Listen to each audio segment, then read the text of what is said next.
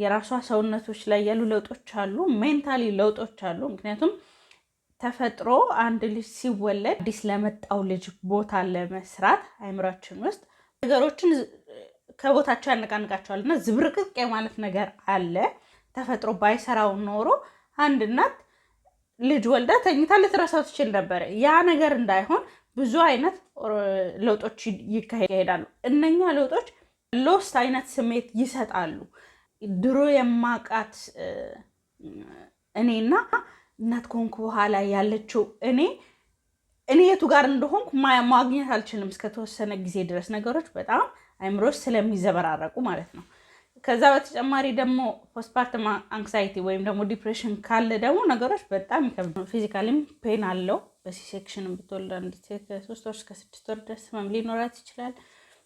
እንዲሁም ደግሞ በኖርማልም ብትወልድ ስቴጅ ምናምን ስለሚኖር ህመም ይኖራታል። እንዲሁም ደግሞ እርግዝና ያደከማት ስላለ ሰውነቷ እረፍት የሚፈልግበት ጊዜ ነው። ሆኖም ግን ሙሉ ለሙሉ ራሷ ላይ አትኩራ የሚያስፈልጋትን እረፍት መስጠት የምትችልበት ጊዜ አይደለም። ምክንያቱም አንድ አዲስ አባል ስላለና እዛ ላይ ደግሞ ሙሉ ትኩረት ስለሚፈልግ በጣም ውጥረት የበዛበት ጊዜ ነው የሚሆነው። ከዛም በተጨማሪ ደግሞ ማብላት ለማስገሳት የሚወስደው ረዥም ጊዜ ስለሆነ እንቅልፍ ማጣት ይኖራል። እነኚህ ሁሉ ተደራርበው አንድን ሴት ለፖስትፓርተም አንክሳይቲ ወይም ዲፕሬሽን በጣም ተጋላጭ ያደርጋታል። ይህንን ጫና ቀለል ሊያደርግ የሚችል ኤንቫይሮንመንት ውስጥ ካለች፣ ሰፖርቲቭ ፓርትነር ካላት፣ አጠገቧ ያሉ ሰፖርቲቭ የሆኑ ሰዎች ካሉ ይህንን ከዚህ ጫና ሊወስዱላት ይችላሉ። ምናልባት መተኛት በምትፈልግበት ሰዓት ልጁን በመያዝ የምትበላውን ነገር በማቅረብ ሌሎች ነገሮችን ከእሷ ኃላፊነት በማውረድ ቤት ማስተካከል፣ ምግብ መስራት የሚመሳሰሉትን ነገሮች ከእሷ ኃላፊነት በማውረድ የተወሰነ እርዳታ ሊያደርጉላት ይችላሉ። ግን አንዳንድ ጊዜ ደግሞ የሁሉም ሰው ህይወትን በዛ መልኩ መሄድ አይደለም እና ይሄም አይነት እርዳታ በማይኖርበት ጊዜ ሜንታል ሎዱ በጣም ከባድ ነው እና ደግሞ አንዳንድ ጊዜ እርዳታ ሲባል ሰፖርቲቭ ፓርትነር ወይም ደግሞ ሌሎች የቤተሰብ አባላት እርዳታ የሚያቀርቡበት ጊዜ አለ። ወይም ደግሞ እነሱ ሰዎች ጫና የሚሆኑበት ጊዜ አለ። ረዳ ጀጅመንታል የሆነ ሰው ከዚህ ሁሉ ጫና ተጨማሪ ጫና የሚፈጥርበት ሁኔታ አለና አንድ ሰው ጤነኛ ሆኖ ምንም ነገር ሳይሆን እንኳን 3 ቀን 4 ቀን እንቅልፍ ካልተኛ ምን ያህል እንደሚዛባብን ያው ሁላችንም እንቅልፋት እናውቃለን እና እናውቀዋለን። ከዛ በተጨማሪ ደግሞ በአካል ታሞ ሆርሞኖቹ እየደነሱ ተጨማሪ ሰው መንከባከብ ኖሮብን እነኝን ሁሉ ነገሮች ማኔጅ ማድረግ ኖሮብን እንዲሁም ደግሞ ቤዚክ የሆኑ እርዳታ እንኳን የሌላቸው ሴቶች ደግሞ ተጨማሪ ጫና ያጋጥማቸዋልና ከዚህ በተጨማሪ ደግሞ ሰፖርቲቭ መሆን የነበረባቸው አካላት ምናልባት ስፓውስ ሊሆን ይችላል ወይም ደግሞ ሌሎች የቤተሰብ አባላቶች ወይ በቅርብ ከሌሉ ወይም ደግሞ በቅርብም ሆነው ጫና የሆኑ ሰዎች አሉ። ጀጅመንታል የሆኑ ሰዎች ወይም ደግሞ የምታልፈውን ነገር የመረዳት አቅም የሌላቸው ሰዎች ቡጢና ምክር ለሰጪው ቀላል ነው ይባል አይደለም እና እንደ እናቶቻችን እንደዚህ ያደረጓል እንደ እናንተና እንደዚህ ያደረጓል ኢቭን ያልወለዱ ሰዎች ራሱ ምክር ለመስጠት በዛ ጊዜ አፋቸው ረጅም ነውና ምን ያህል ቀላል እንደሆነ እነሱ ስላቃለሉት ነገር የሚቀል ይመስላቸዋል መሰለኝ አንዳንድ ሰዎች። በዛ ምክንያት ብዙ ያልታሰበበት በዛ ጊዜ ጫና ሊሆን የሚችል ምክር ወይም ማስተያየት ይሰጣሉ። ያም ተጨማሪ ጫና ሊሆን ይችላል። ይህንን የህይወት አካል ትንሽ ቀለል ያደርጋሉ ብዬ የገመትኳቸውን አንዳንድ ነገሮችን ነው ዛሬ የማነሳው። አንደኛ ነገር እኔ በራሴ የማልፈው ነገር አስቸጋሪ እንደሆነና እንደከበደኝ ለራሴ አትሊስት ልረዳኝ ይገባል። ለራሴ ያንን ነገር አክኖሌጅ ላደርገው ይገባል። ሌሎች አክኖሌጅ ላያደርጉት ቢችሉ ማለት ነው። ማኝ ከሆንኩ ደግሞ ወደ አምላክ መጸለይ ይችላሉ። ምን ያህል እንደከበደኝና ያለኝን ስሜት የምነግረው አካል እንዲኖረኝ ማለት ነው። ሰፖርቲቭ ፋሚሊ ወይም ደግሞ ጓደኞች ስፓውስ ካለኝ እድለኛ ነኝ። ለእነሱም ተናግሬ ነገሮች ሊያቀሉልኝ የሚችሉ ነገሮችን ወይም ደግሞ ፕራክቲካል የሆኑ እርዳታዎችን ሊያደርጉልኝ ይችላሉ። ሁለተኛ ነገር ደግሞ ልጁን በተመለከተ እናትነትን በተመለከተ ብዙ ያልተመለሱ ጥያቄዎች ይኖራሉ። አይምሮም ደግሞ ለመመለስ በተረጋጋ ሁኔታ ላይ ስላልሆነ እነኛ ነገሮች ጭንቀት ይፈጥራሉ። በቂ ነገር እያደረግኩ ነው፣ በቂ እናት ነኝ፣ ልጄን የተንከባከብኩት ነው፣ በቂ ነገር እየወሰደ ነው የሚሉት ጥያቄዎች አሉ። ለዚህ እንደ መልስ ብዬ የምወስደው ነገር ምንድን ነው? አትሊስት እኔ የጠቀመኝ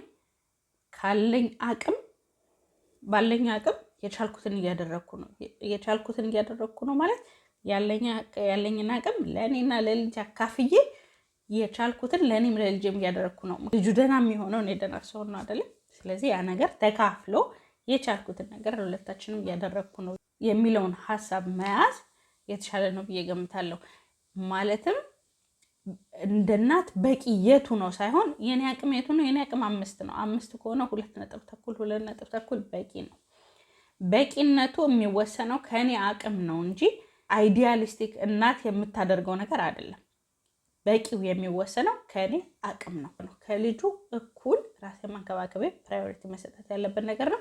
ለዚህ ደግሞ ሼም አያስፈልገውም። በዚህ ምክንያት በቀን ውስጥ የሚያስደስተኝ ነገር ወይም የሚያሳርፈኝ ነገር ወይም ደግሞ የሚጠግነኝን ነገር ከማድረግ በፍጹም ወደኋላ ማለት የለብኝም።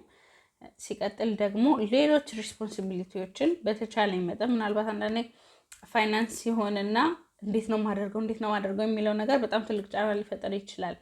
ለምሳሌ ለ1 ወር የሚሆን ፋይናንስ ካለኝ ለራሴ የ10 ቀን እረፍት እሰጣለሁ። ለ1 ወር የሚሆን የፋይናንስ ከቨር አለኝ። ስለዚህ ለ10 ቀን ፋይናንስ የሚባለውን ነገር ከሰሃኔ ላይ ያወጣለሁ። ምክንያቱም ሁሉም ነገር ብዙ ለውጦች ስለሆኑ ሁሉንም ውሳኔዎች በአንድ ላይ ማድረግ ስለማልችል መውጣት የሚችሉ ነገሮችን ትንሽ እንኳን መዘግየት የሚችሉ ነገሮችን ከሳህኔ ላይ ያወጣለሁ። ማኔጀብል እንዲሆን ማለት ነው። የሚሰሙኝን ስሜቶች፣ የሚያሳስቡኝን ነገሮች መጻፍ፣ እንዲሁም ደግሞ ግራ የሚገቡኝ ነገሮችን ዴፊኒሽኖችን ሪዲፋይን ለማድረግ በቀኔ ውስጥ ጊዜ መመደብ። ያ ማለት ምንድን ነው? ለምሳሌ እናትነት ምን ማለት ነው የሚለው ነገር በትክክል እኔ ለራሴ ከወሰንኩ እናት ማለት ይሄ ነው ብዬ ከወሰንኩኝ ለራሴ ያንን ነገር ፎሎ ማድረግ ቀላል ይሆንልኛል። ግን እናት ማለት አይምሮ ውስጥ ዴፊኒሽን ከሌለው ወይም ደግሞ እያንዳንዱ ከውጭ በመጣ ሀሳብ ከሆነ እናትነትን የምለካው ያ ነገር በጣም ትልቅ ፍርስትሬሽን ይፈጥራል። ለምሳሌ ማጥባትን በተመለከተ አንድ ሰው መጥቶ እናትማ ካላጠባት ይችላል። ያ ማለት ዲፋይን ያደረገልኝ ነው። የማታጠባ እናት ጥሩ እናት አይደለችም። ስለዚህ ማጥባት ባቃተኝ ቁጥር በዛ ዴፊኒሽን እወሰዳለሁ። ያ ነገር መጥፎ ስሜት ውስጥ ይከተኛል። ወይም ደግሞ ሌላ ሰው መጥቶ እንዲህ እኮ ማድረግ አለባትና ሲለኝ በዛ ዴፊኒሽን እወሰዳለሁ። ስለዚህ በዚህና በዛ ሰው ዴፊኒሽን እንዳልወሰድ የራሴ የሆነ ዴፊኒሽን መስራት አለብኝ። ያ ዴፊኒሽን ደግሞ የሚሰራው በአቅሜ ላይ ተመስርቶ ነው እንጂ አይዲያል በሆነች እናት አይደለም። ወይም ደግሞ ሰው ዲፋይን በሚያደርገው በማህበረሰብ አይደለም። በአቅሜ ነው መሆን ያለበት። ያን ማድረገው ለምንድን ነው? ሜንታል ሄልትን ለመጠበቅ ማለት ነው። ምክንያቱም ከአቅሜ በላይ የሆነ ነገር ካለ በቂ ያለመሆን ስሜት ይሰማኛል። እንዲሁም ደግሞ ራሴን ኤግዞስትድ አደርጋለሁ። ምክንያቱም እየሞከርኩ ያለሁት ከአቅሜ በላይ ነው፣ አልደርስበትም። በዛ ምክንያት ለዲፕሬሽን የመጋለጥ አቅሜን በጣም አሰፋዋለሁ።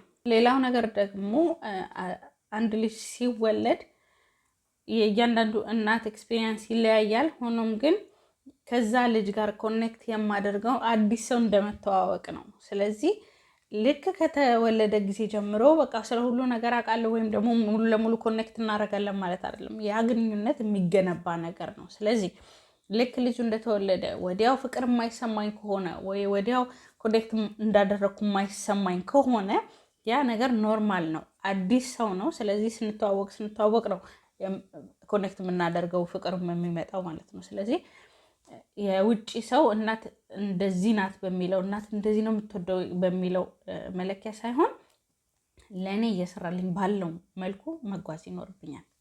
ወክ መውጣት፣ የድሮ ጓደኞችን ማየት የመሳሰሉ ነገሮችን በተቻለኝ መጠን እርዳታ ካለኝ በጣም ጥሩ ልጁን ለተወሰነ ሰዓት በሌላ ሰው እንክብካቤ ስራ አድርጌ ለራሴ ትንሽ ሰዓት መውሰድም በጣም አስፈላጊ የሆነ ነገር ነው። ቶሎ ብዬ ወደ በፊት ማንነቴ መመለስ እንድችል ይረዳኛል። ህይወት በሙሉ እንዳልተገለበጠች ለአይምሮዬ መልዕክት ስለሚያስተላልፍ ማለት ነው። ካልሆነ ደግሞ ከልጁ ጋር የተወሰኑ ቀናት ካለፉ በኋላ ወደ ድሮ አክቲቪቲዎቼ ከባድ ስራ እያልኩ አይደለም፣ ምክንያቱም ሰውነት ገና ነው። ግን አንዳንድ ወኮች ወይም ደግሞ ሌሎች ጓደኞችን ማየቶች የመሳሰሉ ነገሮችን በተቻለ ፍጥነት መመለሳችን ከድሮ ማንነታችን ጋር ፈጽሞ እንዳልተቆራረጥን የሚሰጠን መልእክት ስላለ እሱም ይረዳል ብዬ አስባለሁ። ሌላው ደግሞ ሊከብድ የሚችል ግን በጣም አስፈላጊ ነው ብዬ የምገምተው ነገር ምንድን ነው? ይሄ ሁሉ ሎድ ስላለ እዛች ሴት ላይ ሊረዱኝ የማይችሉ ሰዎች ጋር ያለኝን ኮንታክት ወይም መቁረጥ ወይም ደግሞ በጣም ማሳነስ ይኖርብኛል። ምክንያቱም ኦልሬዲ ጫና ላይ ነኝ። ስለዚህ ተጨማሪ ጫና መፍጠሩ አስፈላጊ አይደለም። ምናልባት አማቾች ሊሆኑ ይችላሉ። ማንኛውም የማይረዳኝ ግን ችግር የሚፈጥርብኝ ጫና የሚፈጥርብኝ ሰው ኮንታክቴን ሎ ማድረግ አለብኝ። ምናልባት አስፈላጊ ሆኖ ከተገኘ ነገሮች ሲረጋጉና ወደ ራሴ መመለስ ስችል ያለውን ሁኔታ ተነጋግረን ልንፈታው እንችላለን፣ አስፈላጊ ሆኖ ከተገኘ። በዛ ሰዓት ግን ፕራዮሪቲ ያለው ምንድን ነው? እኔ ወደ ራሴ መመለሴና ከልጁ ጋር ያለውን ነገር ያለውን ኮኔክሽን በሚገባ ሁኔታ መሰራቱ ነው። ልጆች ኢንፋንት በሆኑ ጊዜ ሬጉሌት የሚያደርጋቸው ነርቨስ ሲስተም ዲቨሎፕ አላረግም ገና እና እናት ባበደችበት ልክ ነው ልጁም የሚያብደው። ማለት እናትየው በጣም ስትረስፉል ከሆነች በጣም ዲፕሬሽን ውስጥ ከሆነች ልጁም የእሷኑ ነው የሚወስደው እና አይረጋጋላትም። ስለዚህ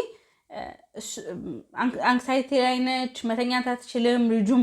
ልጁም ደግሞ ያንን ነገር ስለሚወስድ እንደ ቫይብ እሱም ደግሞ መረጋጋት አይችልም። ስለዚህ ነገሮች ይባባሳሉ።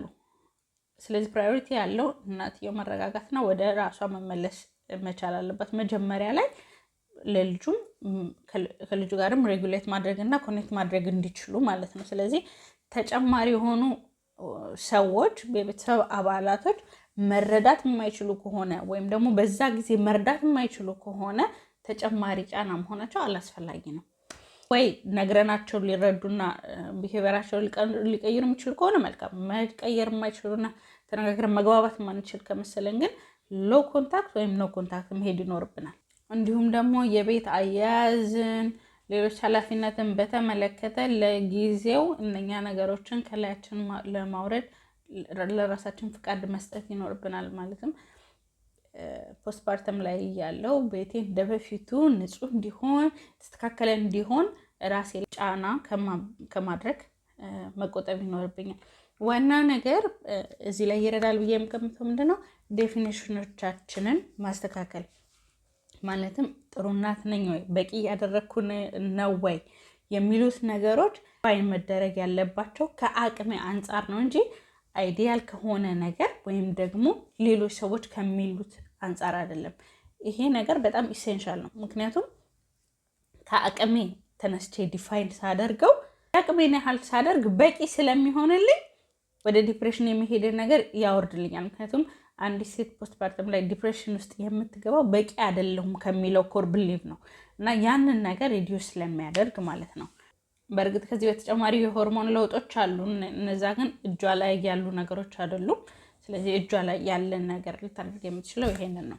በጣም አንክሳይቲያችን እየወጣ ከሆነ፣ ዲፕሬሽን ውስጥ በጣም እየገባን ከሆነ፣ ልጁን መያዝ የሚያስጠላን ከሆነ ወይም ደግሞ ራሴ መግደል ሀሳብ እየመጣብን ከሆነ ወይም ልጁ ላይ ጉዳት የማድረስ ሀሳብ እየመጣብን ከሆነ የባለሙያ ገዛ መጠየቁ ምንም የሚያሳፍር ነገር የለውም።